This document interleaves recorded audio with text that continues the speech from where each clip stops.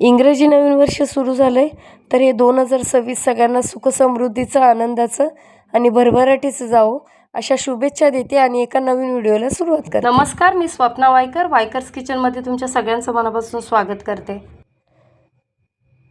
तर बघा, वर्षाच्या सुरुवातीला अगदी एक चटपटीत असा पदार्थाचा व्हिडिओ दाखवणार आहे.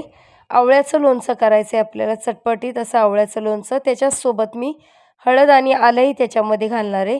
तर अगदी अँटीऑक्सिडंटने भरलेला आवळा आणि हळद आहे. सीझनल फूड आहे. हिवाळ्यामध्ये अवश्य ह्या गोष्टींचा वापर केला पाहिजे. तर मी आवळ्यापासून थोडंसं तुम्हाला लोणचं कसं करायचं आहे याची रेसिपी दाखवते. स्वच्छ तिन्ही वस्तू धुवून घेतल्यात. पाव किलो आवळे घेतलेत. हळद साधारण 100 ग्रॅम घेतली आहे. तुम्हाला स्ट्रॉंग चालत असेल तर तुम्ही पाव किलोही हळद घेऊ शकता. मला तितकं स्ट्रॉंग चालत नाही म्हणून मी हळद 100 ग्रॅम घेतली. फक्त ओली हळद सीझनलाच मिळते आणि त्या सीझनलाच ह्या गोष्टींचं लोणचं आपल्याला करायला मिळतं. तर बघा, स्वच्छ धुवून घेतलं, पुसून घेतलं. त्यानंतर अशा पद्धतीने हळद आणि अद्रक जे आहे ते साळून घेतलेलं आहे. तर आता आपल्याला बारीक बारीक त्याच्या फोडी करायच्यात, जेणेकरून हळद ही स्ट्रॉंग असते आणि ती दाताखाली आल्यावर खूप जास्त मोठी फोड आपल्याला लागली गेली नाही पाहिजे. म्हणून अगदी होतील तेवढ्या बारीक तुमच्या पद्धतीने तुम्ही करू शकता. मोठी किसणी असेल तर किसूनही घेऊ शकता, परंतु मला आवळ्याच्याही बारीक फोडी करायच्या होत्या म्हणून मी अशा पद्धतीने हळद जी आहे तिचे बारीक काप करून घेतले. आवळाही बघा, मोठ्या त्याच्या पाकळ्या असतात, तशा पाकळ्याही काढू शकता. पण अगदी हळदीसारखंच मी आपण कांदा चिरतो त्या टाईपमध्ये बारीक बारीक असे त्याचे काप करून घेतलेले आहेत. माझा आवाज व्यवस्थित येत नाही त्याबद्दल अगदी दिलगिरी व्यक्त करते. बघा, मी हळद, अद्रक आणि आवळे जे आहेत ते सगळे असे बारीक बारीक असे व्यवस्थित चिरून घेतलेले आहेत.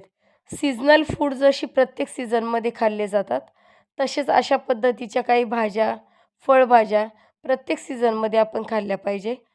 आवळ्यामध्ये व्हिटॅमिन सी भरपूर असं असतं आणि अँटीऑक्सिडंट आवळा आणि हळद जी आहे त्याचं एकत्रित लोणचं मी तुम्हाला दाखवते. खूप छान असं लोणचं होणार आहे. व्हिडिओ स्किप न करता तुम्ही बघा. तर बघा, सगळं चिरून झालं आहे. साधारण आता 5 ते 6 तास तुम्ही असंच हे ठेवून देऊ शकता, जेणेकरून आपल्या चिरताना थोडंफार पाणी निघत असेल तर ते ड्राय होऊन जातं. व्यवस्थित असं 5 ते 6 तास ठेवल्यानंतर बघू शकता सगळं अगदी ड्राय झालेलं आहे.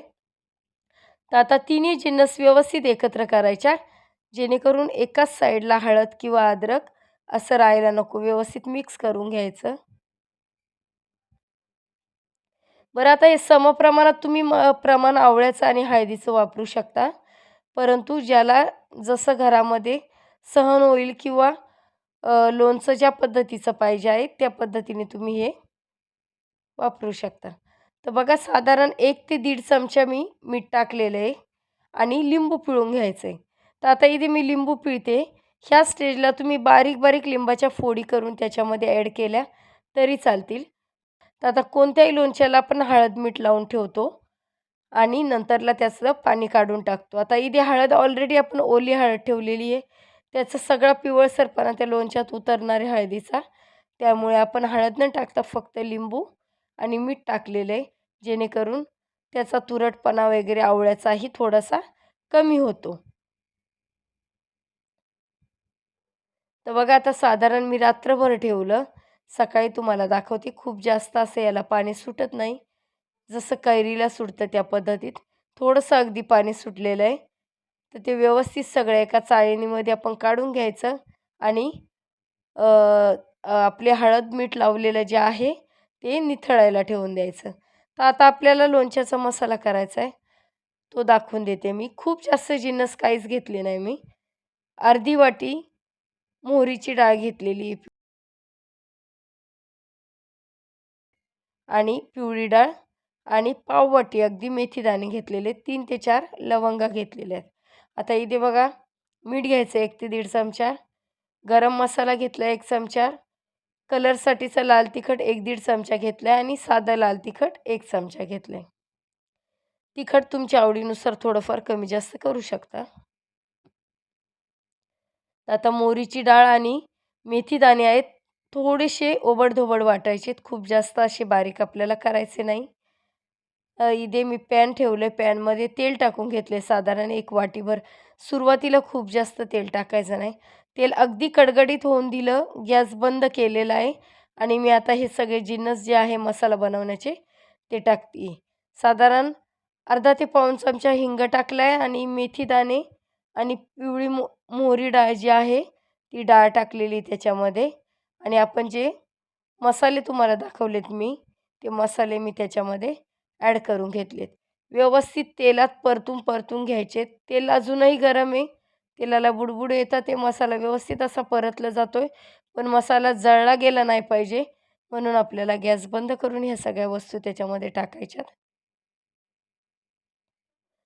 तर बघा व्यवस्थित असा मसाला परतला गेला आहे.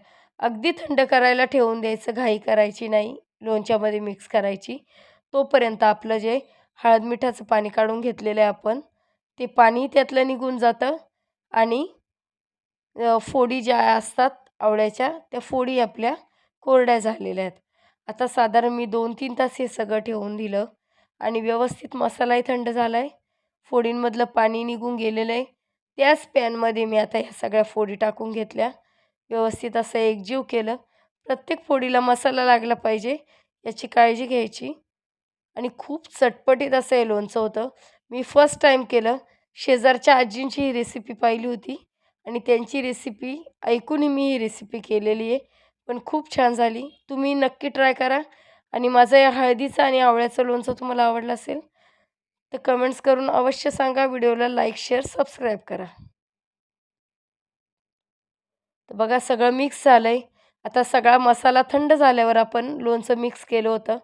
म्हणून अजिबात मी जास्त वेळ त्याच्यामध्ये आता ठेवणार नाही. बरणीमध्ये आपल्याला टाकून घ्यायचं आहे. तर आता सुरुवातीला मी खूप कमी तेल का टाकलं, तर हा जो मसाला असतो तो प्रत्येक फोडीला लावून मसाला मुरण्याची गरज असते. जेणेकरून चवीमध्ये खूप छान भर पडते आणि लोणचं जे असतं कोणत्याही पदार्थाचं लोणचं आपण करू दे, ते व्यवस्थित असं आवळलं जातं मसाल्यामध्ये. म्हणून आपल्याला सुरुवातीला फक्त मसाला टाकून असं ठेवून द्यायचे. 2 दिवस मी बरणी अशीच ठेवली.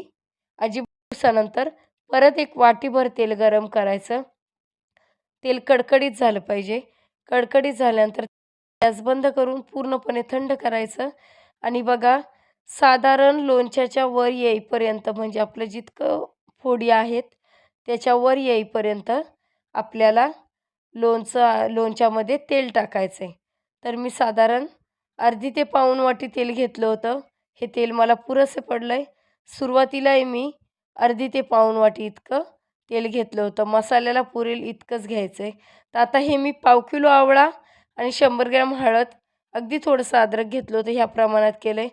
तुम्ही जिन्नस जसे जास्त कमी घ्याल त्या पद्धतीने तुम्ही हे मसाल्याचं प्रमाणही वाढवू शकता.